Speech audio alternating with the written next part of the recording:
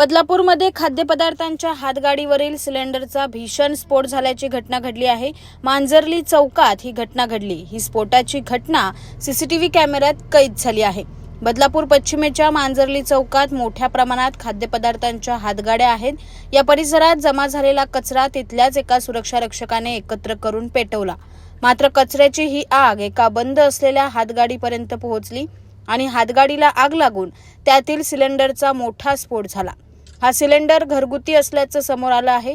स्फोटाची तीव्रता इतकी होती की आसपासच्या इमारतीतील घरांच्या काचा देखील फुटल्या।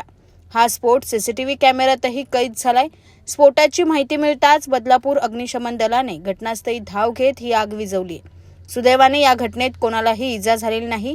आता यात चूक नेमकी कचरा जाळणाऱ्या सुरक्षा रक्षकाची की अनधिकृतपणे हातगाड्या लावून त्यावर सिलेंडर ठेवणाऱ्यांची, याची चर्चा सुरू झाली आहे। हा सिलेंडर होता आणि हातगाडीवर सिलेंडर होता, त्याच्यापासून स्फोट झाला त्या सिलेंडरचा। आणि आजूबाजूच्या ज्या बिल्डिंग आहेत त्यांच्या पूर्ण काचा तुटलेल्या आहेत। कोणी जखमी नाही, परंतु इमारतीचं नुकसान झालेलं आहे। 10 वाजता झालं होतं आणि आम्ही ताबडतोब येऊन पूर्ण कव्हर केलेलं आहे।